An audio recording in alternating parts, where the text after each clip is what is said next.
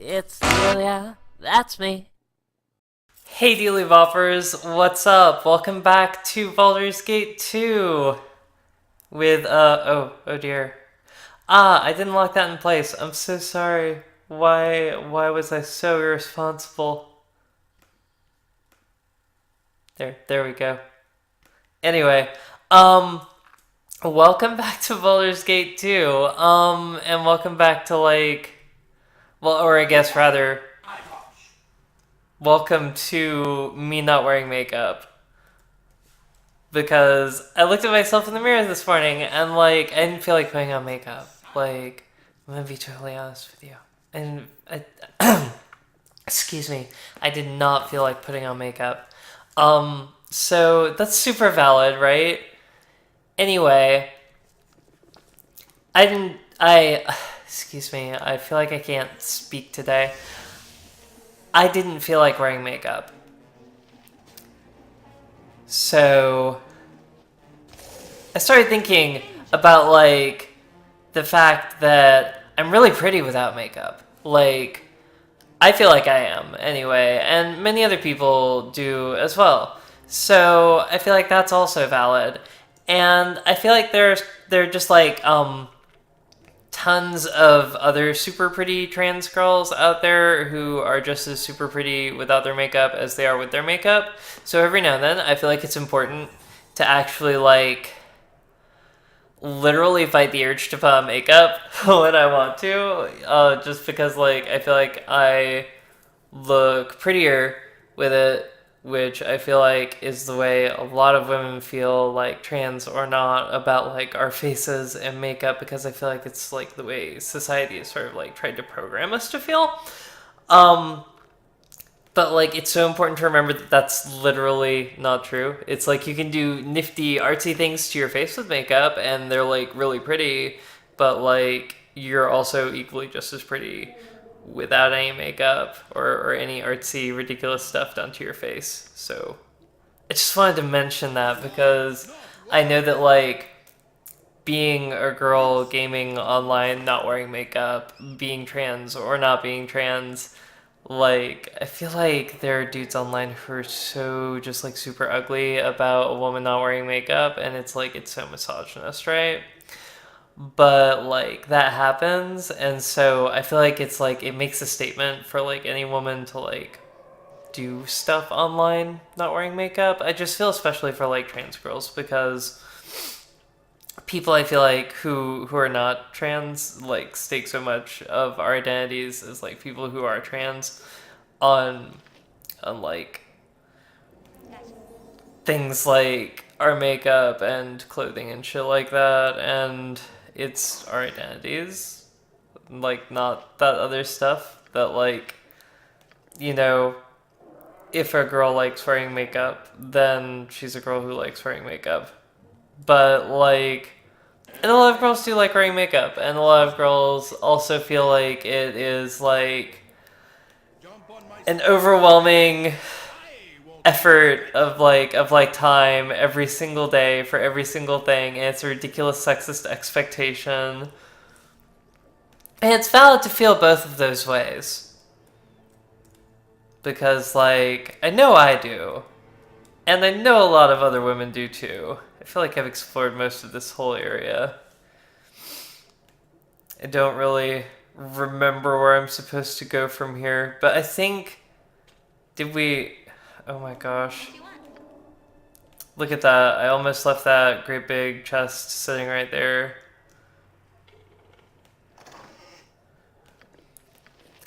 So, am I missing something? Because... Oh, there's a door here. Look at that. There's a door. Oh shit, I can't move. Imoen's carrying too much shit. That's right. Everyone is super weighed down or carrying a bunch of shit, and Imoen is the weakest link. Uh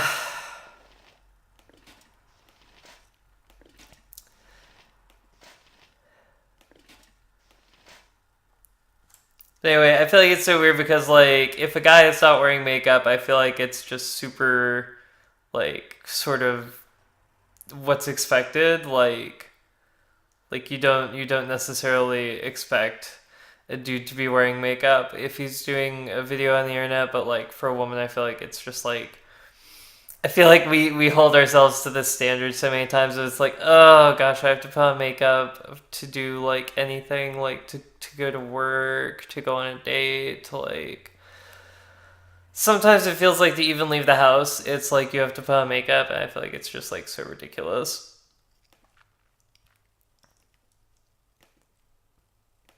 I want to fix. I don't know why I'm so sorry about just like the super glitchiness of me and my format overlays and stuff today.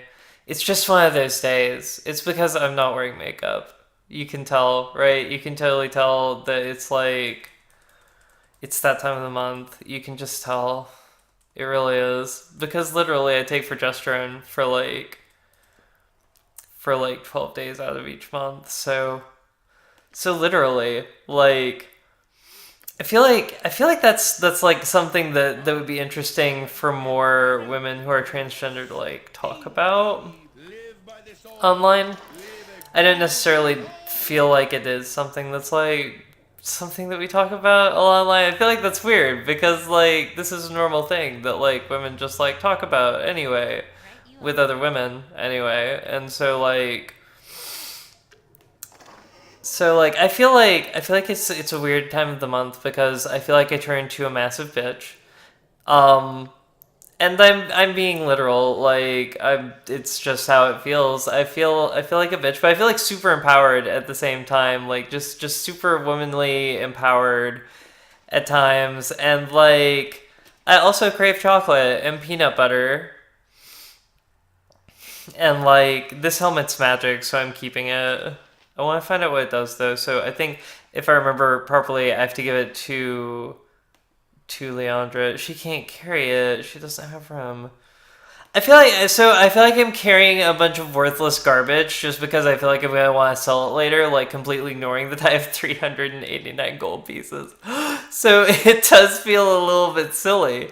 And I'm just gonna drop all these axes on the ground. It's just gonna be the silliest thing ever when our captor comes through and is all like, "Where did all these battle axes come from?"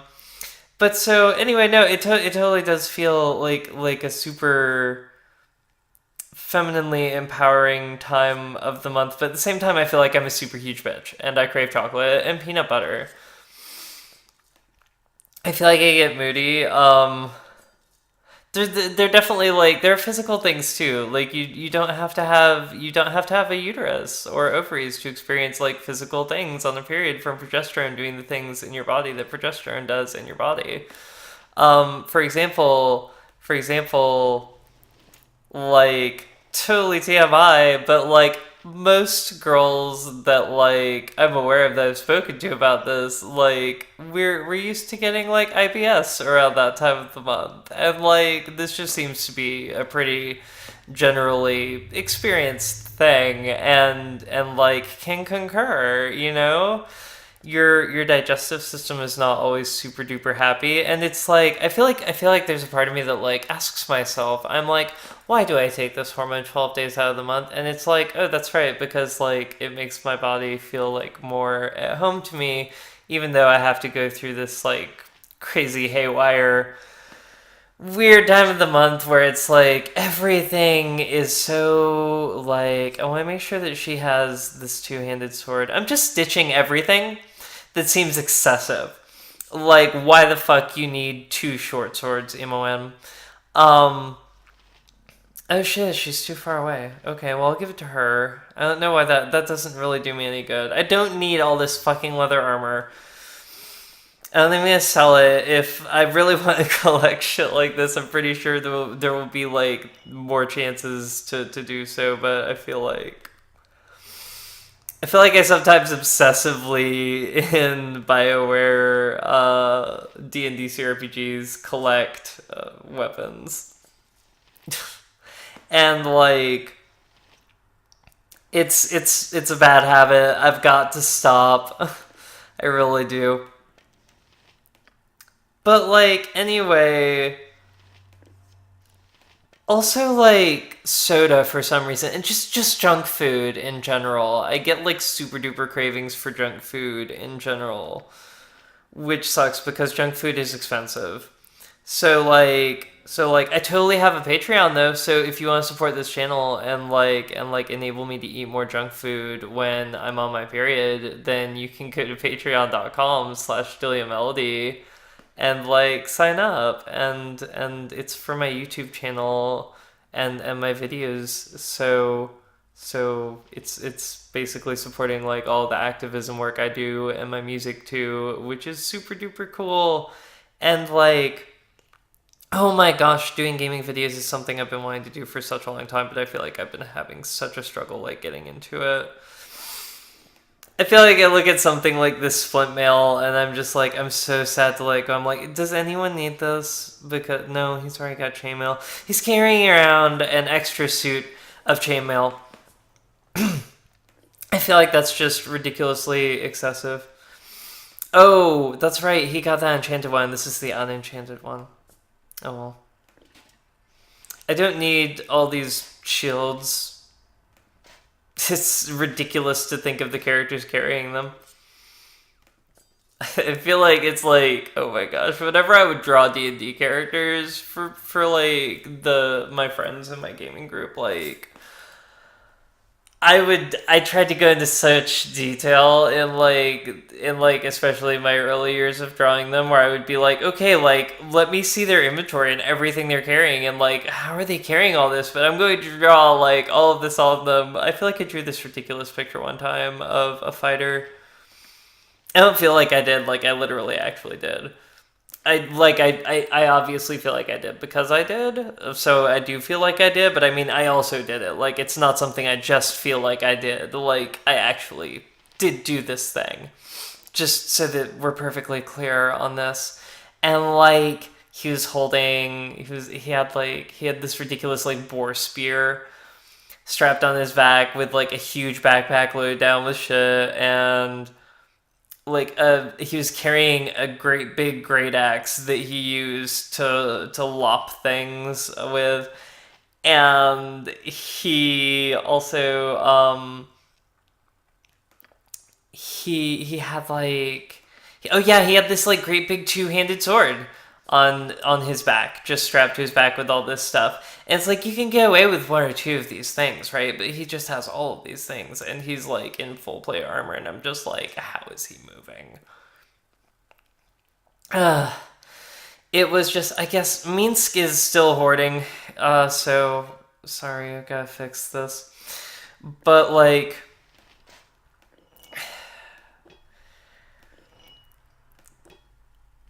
it's just like you look at it and you look at something like this where you're like, just like this character is carrying like 15 fucking battle axes and a flail and 3 suits of armor, several morning stars, a couple halberds, and a partridge in a pear tree, and you're like, how the fuck is he doing that? And you really question whether it's even fair to like play the mechanic that way. But like the mechanic is that way, so like it's just like it creates for really funny mental images. Anyway, I can be like a little bit more careful from now on about just taking important things like scrolls. Scrolls are always important. I don't feel like a light crossbow is necessarily all that important right now. I may just be like totally underselling the importance of the small crossbow, but I don't feel like I am. I don't feel like they've ever really done much of anything for me. Ready and willing.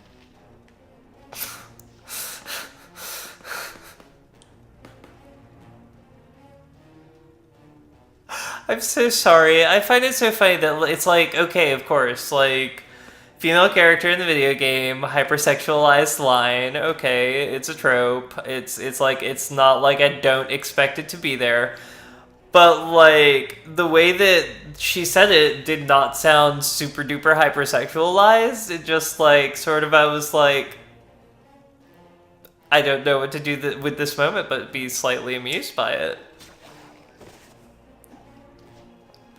Just that's just my first reaction is like, huh, This feels like it sort of is like ever so slightly flipping, maybe? Like, just ever so slightly. It could just be like, just furthering the trope even more. I guess it depends on like your point of view on it, and like you have to think about like the voice actress's choice when she looked at the lines, like why did she do it that way, and like why did she want to do it that way, and like how many other ways did she try to take for that line, and like what was her motivation, and like also like we should totally be allowed to have female characters that want to be like coy and sexy, just like because there are women who are like that. So we deserve representation too from time to time. So that's important, right? But all the same, it's like I feel as though the reason that the line is probably there is probably to satisfy the male audience, and the feminist in me is just like ready to go in an Anita Sarkeesian style rant and willing. you know?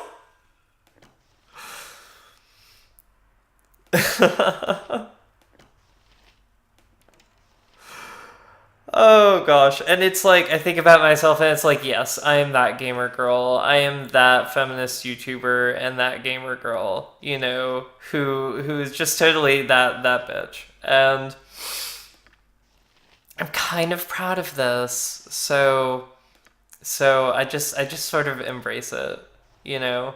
I feel like it's super duper awesome because like we need feminist perspectives on like gaming that was like so made to cater to a male audience for a long time. And I feel like Baldur's Gate was like it was starting to get out of that, but like let's face it, D&D just in general has like a really storied history of just like catering to the male gaze, and like did you know that for a while there was an arbitrary limit that like a female character could not be as strong as a male character?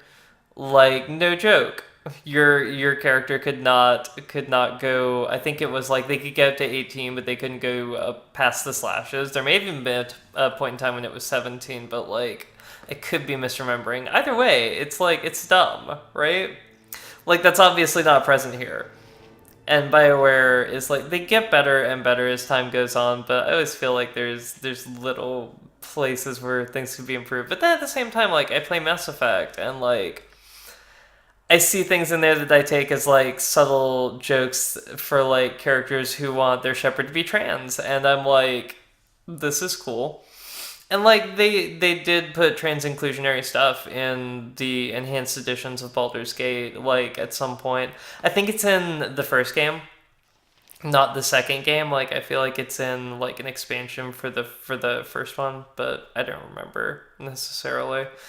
So I don't know if we'll run into it or not, but like people were talking about this online, and a bunch of like straight dude redditors threw a fit about there being a transgender character showing up, and it's like if you're offended at a trans character popping up in your video game, then I feel like that says more about you than it does about trans people.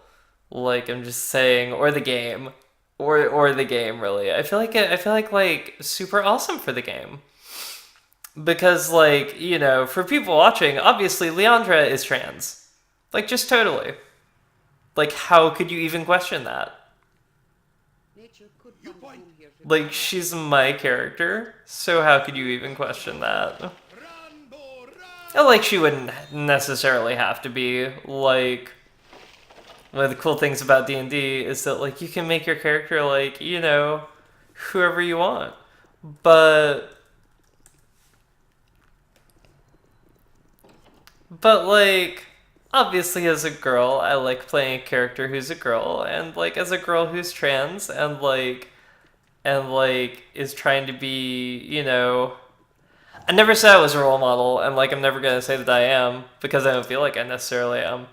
But like at the same time, just trying to be like a positive figure, I guess, for like trans girls growing up to be like, oh gosh, guess what? You can be yourself and be unapologetic for being a woman and be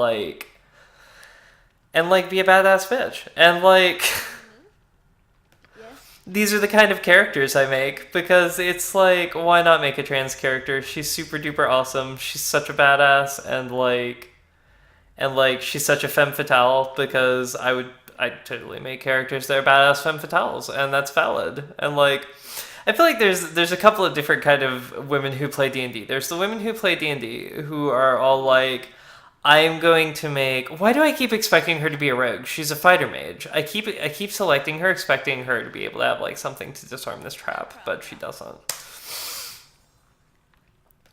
But like, so I'm glad that like she just keeps finding the traps. Leave no crevice untouched. I did not get like the PG-13 humor in that until just now. Like all the times that I used to like hang out while my dad was playing this game while I was a little girl, like I I did not get that level of humor in that. That's funny. That's really really funny, Minsk. So anyway, I feel like Minsk is voiced by. I could be wrong, but I feel like Minsk is voiced by Jim Cummings. A lot of characters in BioWare games are voiced by Jim Cummings, but I feel like Minsk is. I'm not sure though.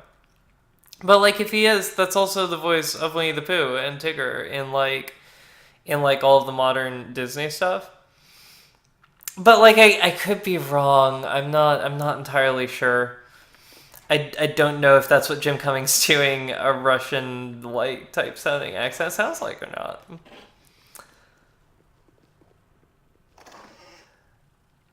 But like I guess what I'm saying is representation is important. Because like I feel like this whole thing with like me feeling like I had to wear makeup and then like it feeling revolutionary not to wear makeup. I feel like anytime a woman does something online, we have to say something about not wearing our makeup, right? Like we actually have to comment on it.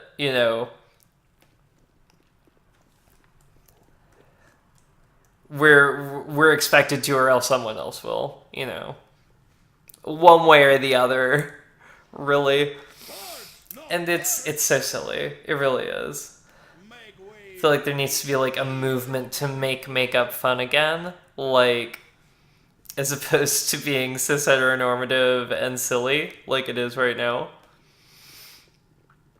Protect me. And like I feel like it's silly too because like I want to go through these portraits and actually see like which of these portraits are the characters wearing makeup in and which of them are they not, because like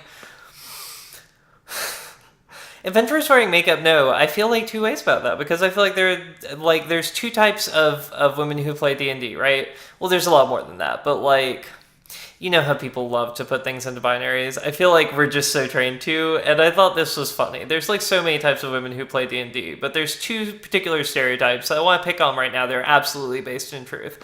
So there's the woman who plays D&D who plays the slutty sorceress who like walks around in like clothing that you would normally hear people wanting to complain about, but it's like valid. It's like super valid because you shouldn't slut shame other women's characters. But like and she wears makeup and like she has all of this like super Mary Sue-ish exoticness to her, and like then you have the woman who plays D&D who all their characters are like super duper barbarian or fighter or like just super like physically prowess woman, and like it's like super awesome, and she makes like all these like as a feminist lesbian you're getting hot for these characters, and like you're just like at the same time though it's just like I'm looking at two different kinds of women here, and like I feel like that says a lot about the people who play those characters. But at the same time, it's like, in real life, it's like, it's valid to be both. Like, if your character goes to the inn or the tavern for, like, a night on the town, even if they're a big burly fighter chick, like, why wouldn't they wear makeup if they wanted to? Like, and at the same time, like, if they're a sorceress who, like, who like ritually puts on their makeup for combat every morning for some reason, and goes out one night without it, and everyone's like looking at them and like, it's so weird to see you without makeup. It's like, why shouldn't that character's portrait have makeup, you know? But like when you see a character in armor and makeup, or like the armor is just ridiculous, or like, you know, because there's a difference between like someone who it's like, okay, well they can't even wear armor, it's like, what's the point? Does it even matter? And then like the character who, because like, I mean, look, that's like, I mean, this is a pretty nicely covering robe, right? It's not too horribly like, it's not too horribly trope codifying for like unrealistic fantasy armor, or like every single character being like fashion plated to service the male gaze in a video game, right? It's not that horrible. It's pretty realistic, but it's still just like a fucking silk robe. It's not gonna do much, you know. So like there needs to be a balance though, because I feel like there's just this trope of like all of the female characters in video games and fantasy just being like made to cater to like what men want to see, and like I feel like it's important that we acknowledge that girls don't want boys. We want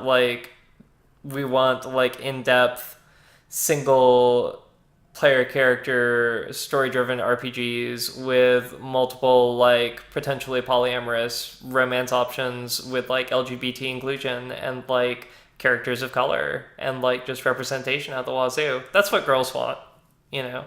If video game companies are paying attention. I feel like that's just universal truth though. And I feel like many women would agree who like video games. So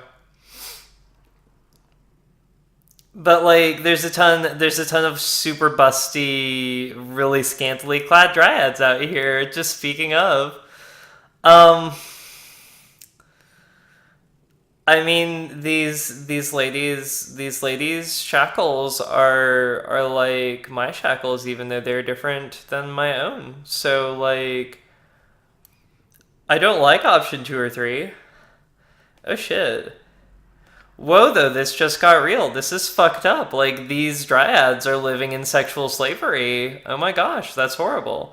Um, I have to help. So, take their acorns to the queen. Oh, so these acorns, take them to the fairy queen who lives in the south end of the Windsphere Hills. Oh, so like this is like a quest. I can free these women from sexual slavery. It's really fucked up that there are these women in sexual slavery in the game, but like at the same time, it's like cool that I have the opportunity as super feminist heroine to do something to save them. But like shouldn't I just be able to like, I guess, oh gosh, because they're dryads, it's magic and you have to go on like a super long quest, and like I feel like I should just be able to like be like, oh, are you chained to the ground here? Here, let me cut this for you. Okay, let's all leave this place together. uh I feel like it's a little bit unnecessary. It's just a little bit unnecessarily like the lengths that you have to go to in order to set them free. It's like, it's offensive almost. So I see we have a name for our captor at last. Irenicus, is it? Tell me, Dryads, why this Irenicus would go to such lengths to keep you three here. We're supposed to instill emotion, but he's barren inside. I'm not sure what he expects. Oh gosh, this character thoroughly disgusts me. Like, a way to build a villain, you know, way to like make me hate the character. Like, bravo. But I still just find it ridiculous, like the lengths that you have to go through just because they're dryads. You have to take their acorns to the fairy queen to regrow their trees and free them. I'm like, shouldn't a dryad just be able to like walk out and turn into a tree in a different part of a forest or something?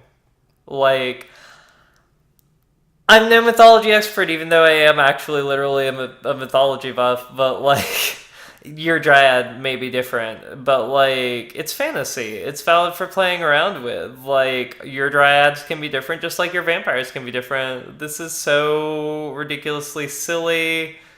But I'm gonna go on this quest because, you know, it's like, it's the right thing to do.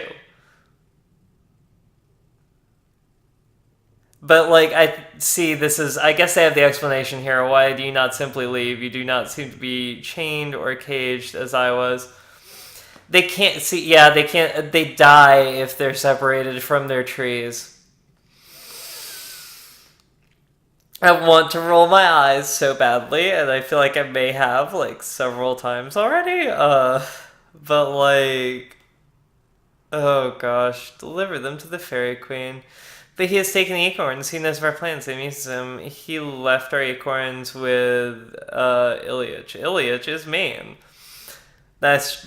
I suppose I shall have to. No, I already have them. I believe that these are the acorns. Take them to the fairy queen who lives in northeast of the human settlement called Trade Me. We will help you escape. You must use the portals to travel up to the next level of the complex. This is how Irenicus travels. The portals are triggered by a certain key. I think I got a key. Yeah, the key in the bedroom.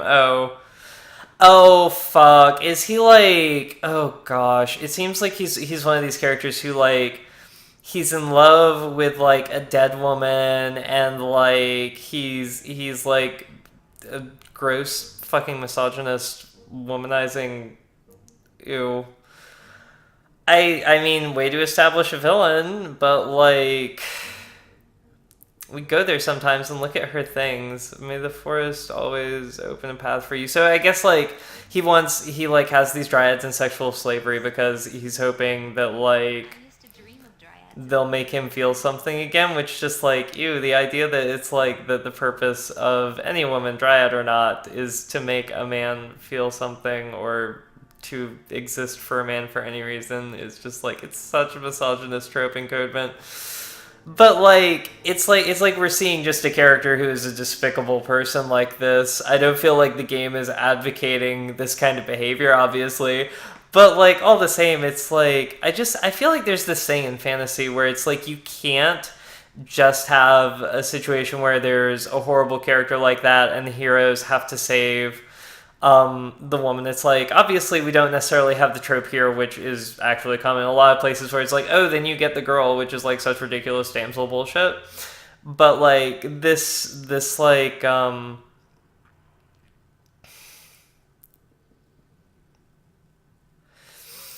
they don't shy away from talking about sexual violence that the female characters experience in this game, and that just seems to be a thing in fantasy. Is just like every female character has to have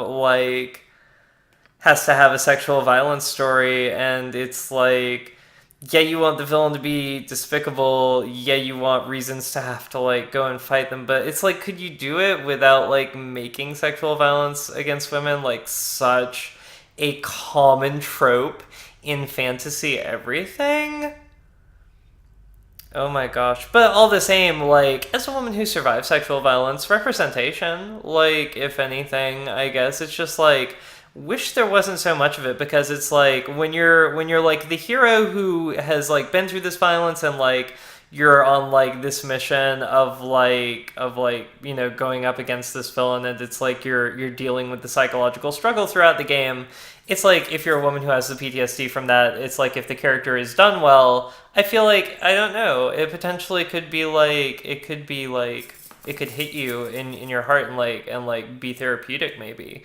But like at the same time, if it's done poorly, it could be like a horrible thing, and I feel like that's like super disturbing to think about, because like when you say if it's done poorly, you're saying if it's done wrong is really like is that's what I'm getting at. Like if it was done wrong, literally just done totally wrong, and it's like I feel like it's just like it's so disturbing to think that if it's done wrong, the odds are that it is to service like really disturbing male fantasies, and like that's like I feel like that's rape culture in a nutshell. And it's like you worry about, it's like you're just like, oh my gosh, please don't let there become a theme like you know of it being done wrong, of like if you're going to include like representation of like a character like Emo N, who you're going to be that blatantly, it's like, oh, she's experienced sexual violence at the hands of the main villain of the game, and like I'm assuming that just from this character and like the way that he's treating her and these dryads, that like our main character being captured and being a woman probably also.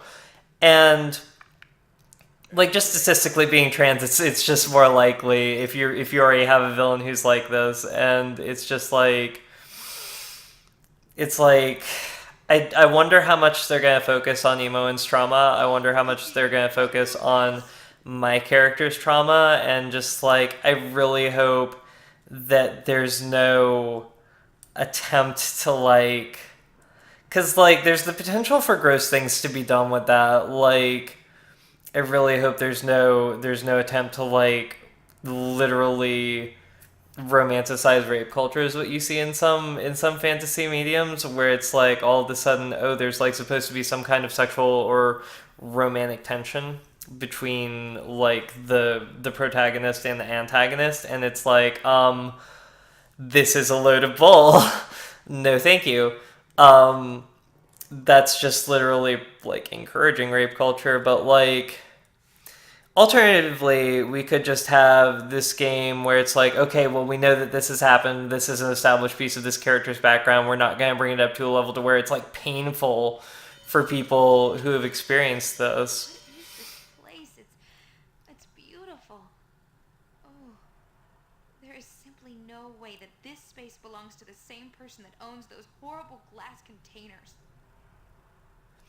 See, like, I feel like Emoen is struggling, like, kind of realistically right now. Like, she seems shattered, but she's just, like, she's trying to, what's the word I'm looking for? She's trying to, is it resolve, or, like, there's, like, a cognitive dissonance going on right now, and she's trying to sort of, like, make it make sense. She's trying to make, it's like the same way that on the inside she's probably trying to make life make sense, because, like, I've been through violence like that, and, like, so, you know, I know what that feeling is like of trying to make sense, and it's like, it feels like those silly, you feel like it's crazy thoughts that you just have in the aftermath of trauma, and it's like, it's normal. You know, although it's like, I feel like it's like what she's doing, it looks like, is as though she's almost trying to psychoanalyze the person who hurt her, and I feel like that's just such a normal response to trauma at the hands of another person. And it's like,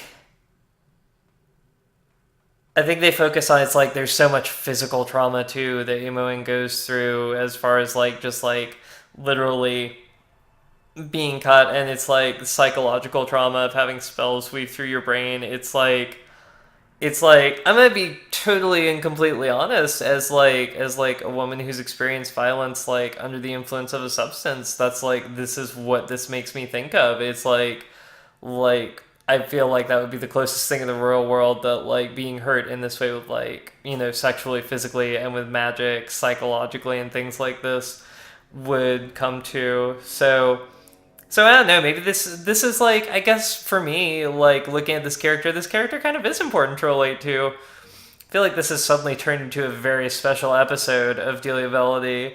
But like, I mean, I'm an activist, so I think about things like this, and I feel like talking about things like this is important, and talking about them like openly and honestly, as opposed to like, you know, trying to be like what I, as I guess sort of like, it's weird because like I, as like a super human rightsy feminist, would say politically correct, but it's like when I say that, I mean like trying to shy away from like people's lives and struggles and stuff like that, which is like, I feel like sort of the opposite of what like people who say politically correct a lot of the times mean when they say politically correct. But I mean, that's what I call it. Anyway, till next time, be your most beautiful you.